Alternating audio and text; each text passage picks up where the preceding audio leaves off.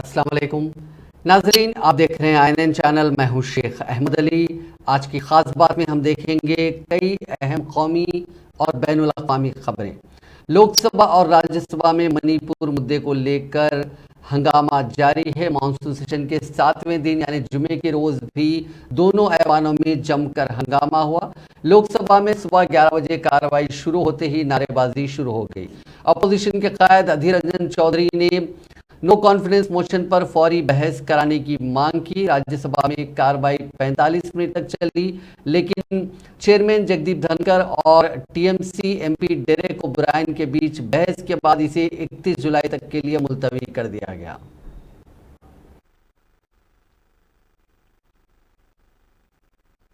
सदों माननीय अध्यक्ष जी,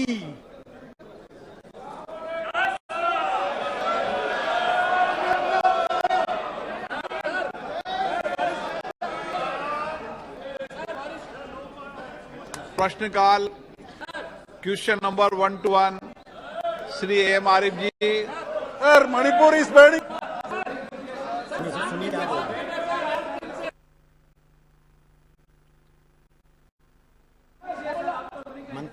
अध्यक्ष जी, मेरा आपसे आग्रह है। अध्यक्ष जी, उत्तर सभा पटल पे रखा हुआ है। आप प्रश्नकाल को चलाना चाहते हैं या नहीं चलाना चाहते? प्रश्नकाल को सबका महत्वपूर्ण समय होता है। मेरा आपसे आग्रह है, मैंने सब दलों की बैठक में भी कहा है और फिर आग्रह करता हूं, अगर आप प्रश्नकाल नहीं चलाना चाहते, ये प्रश्नकाल आपका है, सरकार की जवाब देते होती है, आप नहीं चलाना चाहते तो प्रश्नकाल चलाइए। उसके बाद मैं व्यवस्था दूंगा। आप नियम कानून से सदन चलता है। हमारा भी कुछ तो मांग होता है सर। मैं छोटी सी बात करते सर। 1978 में सर 10 मई को इस सदन में विपक्ष ने एक अनास्था प्रस्ताव मतलब अविश्वास प्रस्ताव लाए थे। उसी दिन चर्चा शुरू हो गई थी। उसी दिन चर्चा शुरू हो गई थी। आज क्यों आप प्रश्नकाल नहीं चलाना चाहते सर? ये आपने आपकी व्यवस्था दी है, मैं उस पर व्यवस्था दूंगा। आप प्रश्नकाल नहीं चलाना चाहते सर? नियम के अनुसार 10 दिन समय है सर। आप जब भी डिसाइड करेंगे हम तो तैयार है सर। इसके अलावा मैं ये भी बोलना चाहता हूँ, अगर इतना अविश्वास है तो सरकार के पास नंबर है, ऐसे वो समझते हैं तो तुरंत हमारा बिल निरस्त करने दो। हमारा बिल निरस्त करने दो। सब ऑटोमेटिकली सब जनवरी कार्रवाई आज 12 बजे तक के लिए स्थगित की जाती है। Having this scenario every day with the same situation does not evoke the kind of respect to which otherwise we should be entitled. Honorable members, our actions have to be so exemplified that people at large are motivated to emulate them. I get input from all over. They indicate worrisome, alarming concern. I would therefore appeal to the wisdom of the House to rise above partisan interests and work in a manner so that short duration discussion, to which I have agreed, is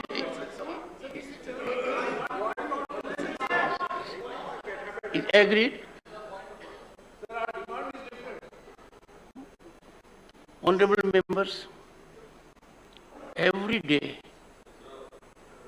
including the last session and earlier to that, we had number of notices under Rule 267. If I go into the precedent of it, in this century, in last 23 years, the House is fully aware how many such notices have been admitted.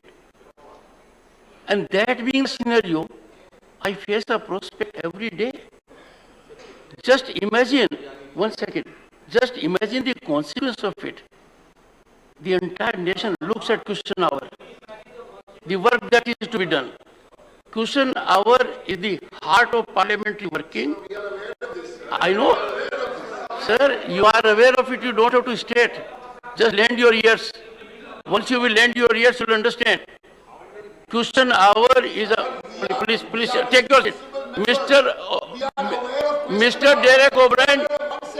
Mr. Derek O'Brien, it has become your habit to engage into theatrics. You every time rise, you think it is your prerogative. The minimum thing which you can exemplify is to show respect to the chair. If I am saying something, you rise and create theatrics. Sorry. Gentlemen,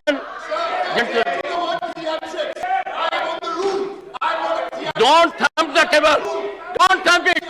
It is not a theatrics. We will not countenance this. No, I am so sorry. No. I will call the leaders. No, sorry. The house is adjourned for the day. We can't suffer this. And to meet on Monday, the 31st July at 11 a.m. Lok Sabha में जुमे के रोज mines and minerals amendment and regulation bill 2023, national nursing and midwife commission bill 2023 और national dental commission bill 2023 opposition के हंगामे के दरमियान सोती ओर से मंजूर कर लिए गए। दरिया असना हिज़्ब इख्तिलाफ ने इस पर सख्त एतराज जाहिर किया। अपोजिशन का कहना है कि अदम एतमाद की तहरीक मंजूर होने के बाद पार्लियामेंट में कोई बिल पेश नहीं किया जाता, लेकिन ऐसा हो रहा है जो नामुनासिब है।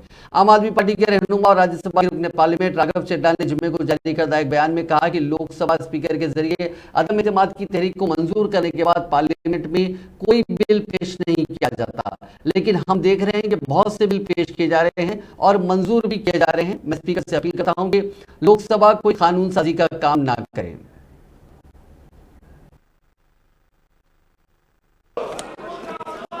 प्रश्न यह है कि विधेयक पर विचार किया जाए। जो सदस्य इसके पक्ष में वो हाँ कहें, जो सदस्य के विरोध में वो ना कहें। मेरे विचार में निर्णय हाँ वालों के पक्ष में हुआ, हाँ वालों के पक्ष में हुआ। विधेयक पर विचार करने हेतु प्रस्ताव को स्वीकृत किया गया। अब सभा विधेयक पर खंडवार विचार करेगी। प्रश्न है कि खंड 2 से 57 विधेयक का अंग बने। जो सदस्य इसके पक्ष में वो हाँ कहें, जो सदस्य इसके विरोध में वो ना कहें। मेरे विचार में निर्णय हाँ वालों के पक्ष में हुआ, हाँ वालों के पक्ष में हुआ। खंड 2 से 57 विधेयक का अंग बने। प्रश्न है कि खंड 1 अधिनियम सूत्र और विधेयक का पूरा नाम विधेयक का अंग बने। जो सदस्य इसके पक्ष में वो हाँ कहें, जो सदस्य इसके विरोध में वो ना कहें। मेरे विचार में निर्णय हाँ वालों के पक्ष में हुआ, हाँ वालों के पक्ष में हुआ। खंड 1 अधिनियम सूत्र और विधेयक का पूरा नाम विधेयक का अंग बने। माननीय मंत्री जी प्रस्ताव करें कि विधेयक को पारित किया जाए। अध्यक्ष जी, I rise to move that the National Nursing and Midwifery Commission Bill 2023 be taken into consideration and passed. प्रश्न है कि विधेयक को पारित किया जाए। जो सदस्य इसके पक्ष में है वो हाँ कहें, जो सदस्य इसके विरोध में वो ना कहें। मेरे विचार में निर्णय हाँ वालों के पक्ष में हुआ, हाँ वालों के पक्ष में हुआ। प्रस्ताव स्वीकृत हुआ, विधेयक पारित हुआ। Now national dental commission bill 2023 हो गया। अब दूसरा विधेयक, जी जी यही है। प्रश्न है कि विधेयक पर विचार किया जाए। जो सदस्य इसके पक्ष में वो हाँ कहें,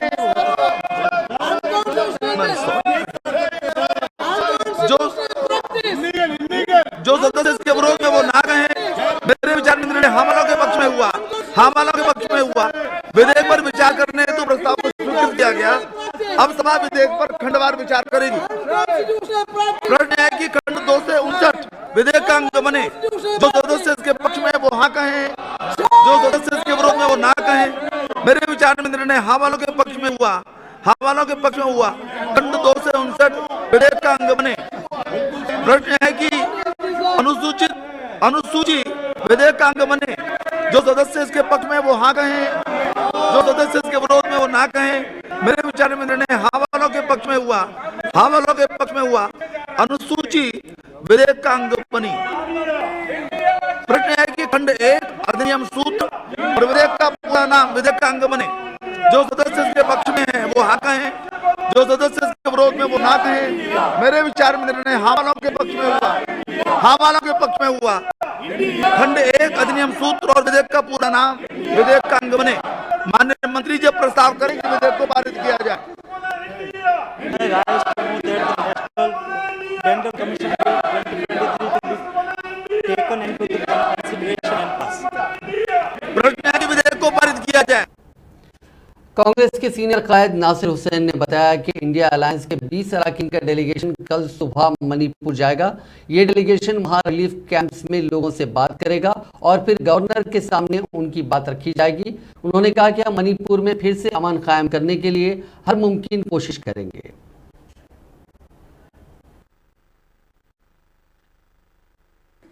तो इसलिए विपक्षी दलों ने तय किया कि अपना एक डेलीगेशन वहां पे जाना चाहिए। आज की बैठक में आज इंडिया पार्टीज की बैठक में वो तय हुआ कि एक डेलीगेशन विपक्षी पार्टियों का इंडिया पार्टीज का खासकर वहां डेलीगेशन जाएगा। 20 सांसद उसमें जाएंगे। कल सवेरे दिल्ली से वो 8:55 की फ्लाइट से निकलेंगे। 20 साथी हमारे लोकसभा और राज्यसभा के बीच 16 पार्टियों से वो साथी रहेंगे। वो वहां जाएंगे।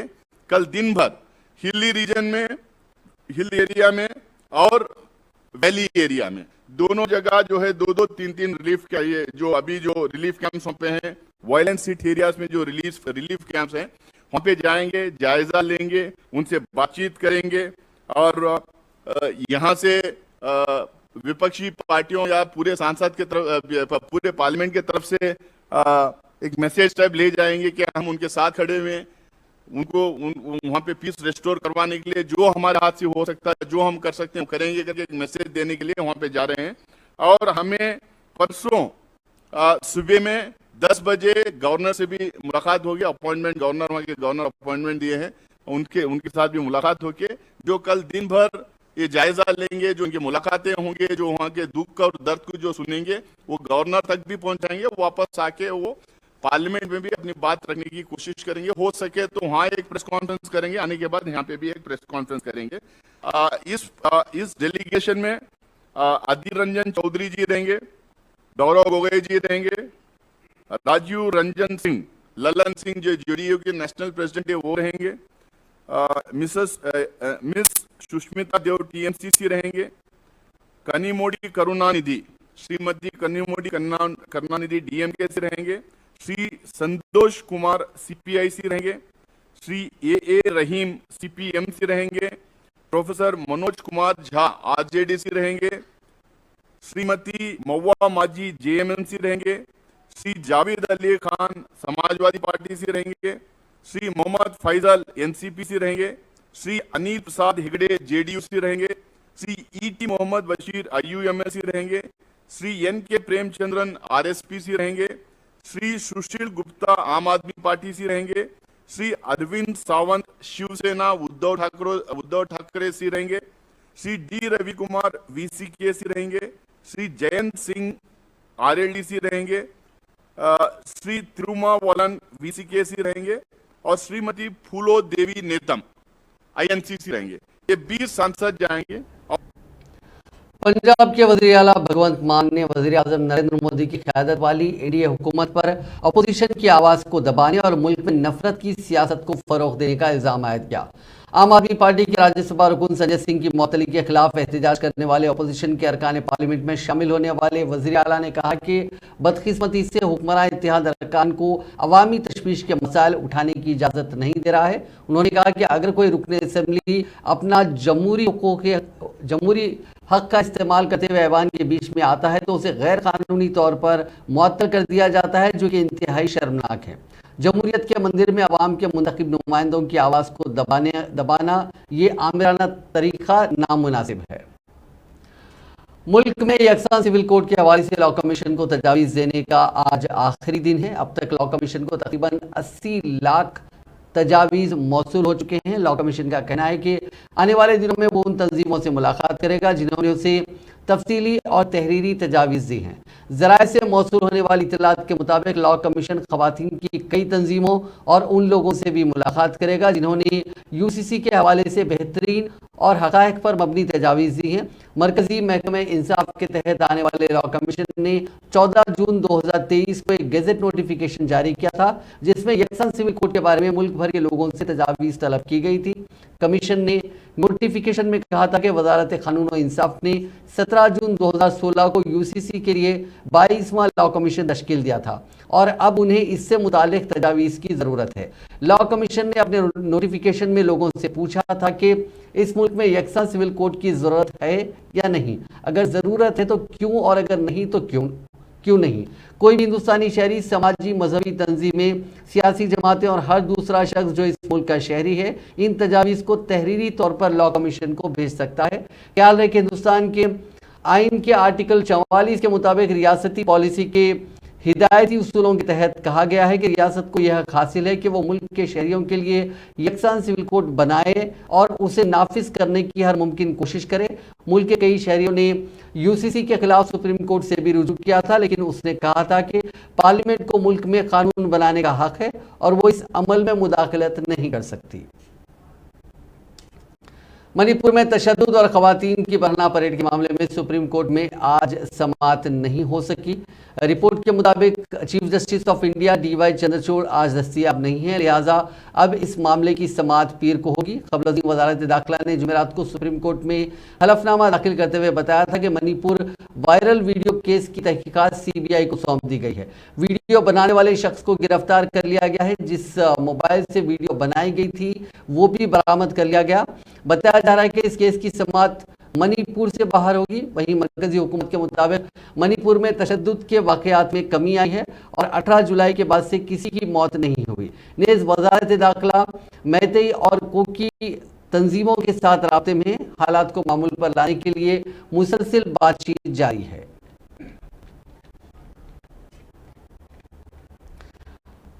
लाल लहरी पर मचे सियासी बवाल पर साबिक डिप्टी CM सचिन पायलट ने कहा कि बीजेपी के पास कोई मुद्दा नहीं है। इलेक्शन से पहले इस तरह की बातें फैलाना और बहस करना बीजेपी की पुरानी आदत है। मरकज में बीजेपी मरकजी हुकूमत में है, वहां भी नाकाम वो हो रही है। राजस्थान में अपोजिशन में है, यहाँ भी वो नाकाम हो रही है। उन्होंने कहा कि अजीब पार्टी है जो इख्तिदार और अपोजिशन दोनों में फेल हो रही है।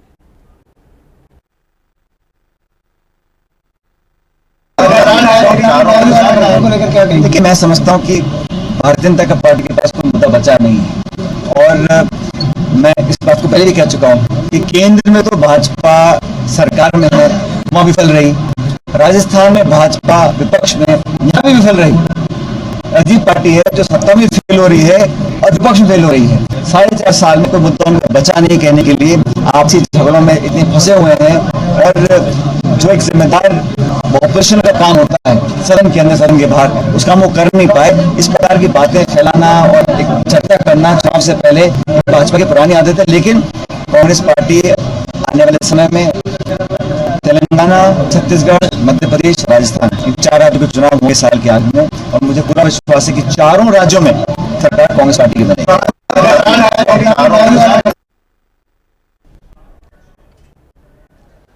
सुप्रीम कोर्ट ने भीमा कोरेगांव केस में आज 2 मुलजिमीन वेर्नन गोंजाल्विस और अरुण फरेरा को जमानत दे दी है। सुप्रीम कोर्ट ने कहा कि दोनों मुलजिमीन को कस्टडी में 5 साल हो चुके हैं, उन पर संगीन इल्जामात है, लेकिन सिर्फ इस बुनियाद पर उन्हें जमानत देने से इनकार नहीं किया जा सकता। सुप्रीम कोर्ट के जस्टिस अनिरुद्ध बोस और जस्टिस सुधांशु धुलिया की बेंच ने मामले की सुनवाई की। एक रिपोर्ट के मुताबिक गोंजाल्विस और फरेरा को 2018 में मुंबई के तलोजा जेल भेजा गया था। बॉम्बे हाई कोर्ट से जमानत नामंजूर होने के बाद उन्होंने सुप्रीम कोर्ट का रुख किया था। दोनों ने कहा था कि हाई कोर्ट ने उनकी बेल एप्लीकेशन को खारिज कर दिया, जबकि एक और मुस्लिम सुधा भारद्वाज को जमानत दी है। दरअसल पुणे में अलगर परिषद सभा 31 दिसंबर 2017 को हुई थी। पुलिस के मुताबिक इसकी फंडिंग नक्सलियों ने की थी। पुलिस का इल्जाम था कि सभी इस मीटिंग में भड़काऊ भाषण के चलते पूना के भीमा कोरेगांव वॉर मेमोरियल पर अगले दिन यानी 1 जनवरी 2018 को तशद्दुद भड़क गया था।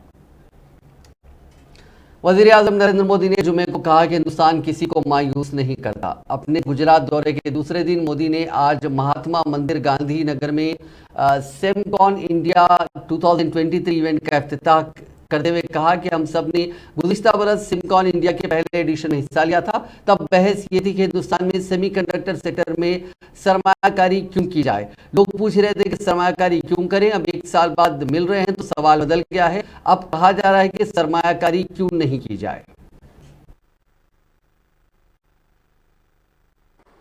साथियों, आपकी इंडस्ट्री में मॉर्स लॉ की बहुत चर्चा होती है। मैं इसकी बहुत बारीकी तो नहीं जानता, लेकिन इतना जानता हूं कि एक्सपोनेंशियल ग्रोथ इसके हार्ट में है। हम लोगों के यहां एक कहावत होती है, दिन दूनी रात चौगुनी तरक्की करना, और ये कुछ वैसा ही है। यही एक्सपोनेंशियल ग्रोथ आज हम भारत के डिजिटल सेक्टर में, इलेक्ट्रॉनिक मैन्युफैक्चरिंग में देख रहे हैं। कुछ साल पहले भारत इस सेक्टर में एक उभरता हुआ प्लेयर था। आज ग्लोबल इलेक्ट्रॉनिक्स मैन्युफैक्चरिंग में हमारा शेयर कई गुना बढ़ चुका है। 2014 में भारत का इलेक्ट्रॉनिक्स प्रोडक्शन $30 बिलियन से भी कम था। आज ये बढ़कर $100 बिलियन को भी पार कर गया है।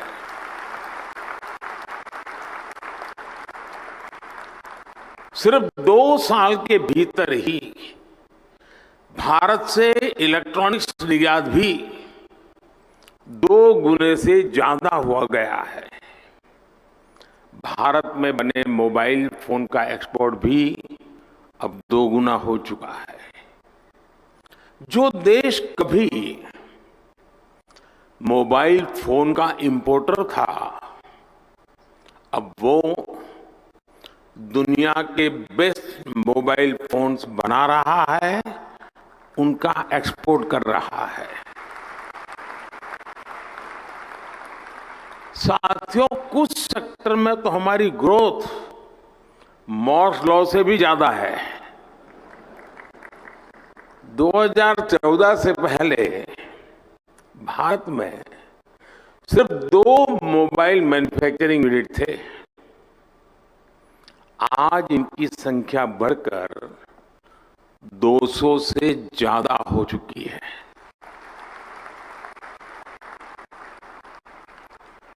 अगर ब्रॉडबैंड कनेक्टिविटी की बात करें तो 2014 में भारत में 6 करोड़ यूजर थे। आज उनकी संख्या भी लगभग बढ़ करके 800 मिलियन यानी 80 करोड़ यूजर से ज्यादा हो चुकी है। वज़ीर-ए-आज़म नरेंद्र मोदी ने जुमे को कहा कि हिंदुस्तान बेपनाह तनों का मुल्क है और हयाताती तनों के तहफ़्फ़ुज़, बहाली और फ़रोग़ के सिलसिले में इक़दाम करने में मुसलसल आगे रहा है। वीडियो कॉन्फ्रेंसिंग के जरिए G20 माहौलियात और मौसमियाती इस्तेहकाम की वज़ारती मीटिंग से खिताब करते हुए मोदी ने इस बात पर खुशी का इजहार किया कि गांधीनगर इम्प्लीमेंटेशन रोड मैप और प्लेटफॉर्म के जरिए आप जंगल की आग और कानकनी से मुतासिर होने वाले तरजीही मंजरनामों में बहाली की निशानदही कर सकते हैं। वज़ीर-ए-आज़म ने कहा कि हिंदुस्तान ने हाल ही में हमारे सैयारे के 7 बड़े शेरों के तहफ़्फ़ुज़ के लिए बैनुल-अक़वामी बिग केट अलायंस का आगाज किया। ये प्रोजेक्ट टाइगर से हमारे सीखने पर इस्तेवार है, जो कि तहफ़्फ़ुज़ का एक अहम इक़दाम है। खलुवारिवाह परोपकाराय सताम विभूतयः, that is, neither rivers drink their own water, nor trees eat their own fruits. Clouds also do not consume grains produced by their water. Nature provides for us. We must also provide for nature. protecting and caring for Mother Earth is our fundamental responsibility. Today, it has taken the shape of climate action because this duty was ignored by many for a very long time. Telangana, Maharashtra समेत मुल्क के 21 रियासतों में जुमे को भारी बारिश का अलर्ट जारी किया गया था। जुमे को जम्मू कश्मीर के रियासी जिले में बड़ा लैंडस्लाइड हो गया। वहीं हिमाचल के शिमला और किन्नौर में लैंडस्लाइड के चलते नेशनल हाईवे 5 ब्लॉक हो गया। पिछले 24 घंटों में तेलंगाना में 97 mm यानी करीब 4 इंच और महाराष्ट्र में 27.8 mm बारिश हुई। तेलंगाना के मुल्क जयशंकर, भोपालपल्ली, जनगांव और दीगर अजला में सैलाब के जैसी सूरत हाल है। एक हफ्ते में बारिश के सिलसिले में अब तक 8 लोगों की मौत हो चुकी है। उधर महाराष्ट्र के मुंबई, ठाणे, कोल्हापुर और नागपुर समेत कई शहरों में भी जुमेरात को तेज बारिश के बाद सड़कों पर पानी भर गया है।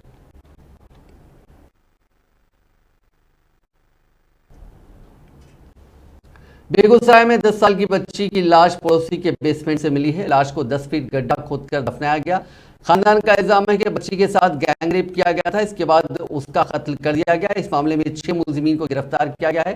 पुलिस का कहना है कि पोस्टमार्टम के बाद ही रेप की तस्दीक की जा सकती है। 24 जुलाई को बच्ची पड़ोसी गुड्डू सिंह के घर मेहंदी के पत्ते तोड़ने गई थी। इसके बाद से उसका कोई सुराग नहीं मिल रहा था। 27 जुलाई की शाम को पुलिस ने मुलजिम के घर से लाश बरामद की। मामला बछवाड़ा पुलिस स्टेशन हुदूद का है। इस वाकये से गुस्साए लोगों ने मुलजिम के घर में आग लगा दी और तोड़फोड़ की। एक कार को भी आग के हवाले किया गया। पुलिस इस सिलसिले में जांच कर रही है। दिल्ली के एक पार्क में एक लड़के ने कॉलेज की तालिबा की लोहे की रॉड से हमला करके कत्ल कर दिया। पुलिस ने मुलजिम इरफान को गिरफ्तार कर लिया। इरफान ने बताया कि उसने नरगिस को शादी के लिए प्रपोज किया था, लेकिन उसने मना कर दिया। नरगिस के अफराद खानदान उसकी शादी उससे कराने को राजी नहीं थे, इसलिए नरगिस ने उससे बात करना भी बंद कर दिया था। उसने उसे आज पार्क में बुलाया और गुस्से में नरगिस का कत्ल कर दिया। पुलिस ने मुलजिम को गिरफ्तार कर लिया है। वेस्ट बंगाल में एक कपल ने अपनी 8 महीने की बच्ची को आईफोन खरीदने के लिए बेच दिया। बच्ची को बेचने के बाद कपल हनीमून मनाने भी गया। आसपास के लोगों को शक हुआ तो उन्होंने मामले की इत्तला पुलिस को दी।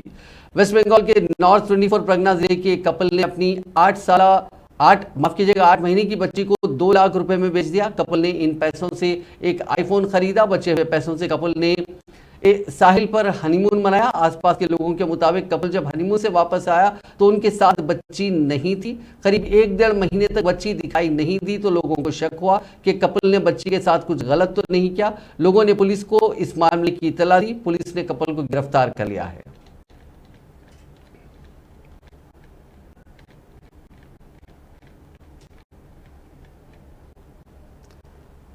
पंजाब में आए सैलाब ने कई लोगों को बेघर कर दिया, लेकिन इसी तबाही ने एक बेटे को 35 साल बाद अपनी मां से मिला दिया।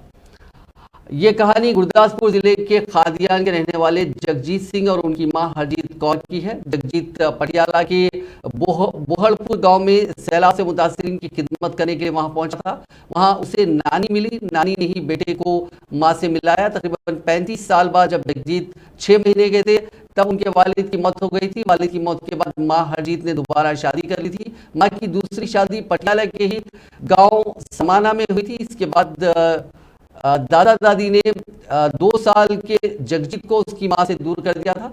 जगजीत बड़ा हुआ तो उसे बताया गया कि उसके माँ बाप की एक हादसे में मौत हो गई है। तकरीबन 5 साल पहले जगजीत को पता चला कि उसकी मां जिंदा है। जगजीत के दादा दादी और ताया ताई सभी का इंतकाल हो चुका था, लेकिन आज इत्तेफाक से 35 साल बाद वो अपनी मां से दोबारा मिल चुका है।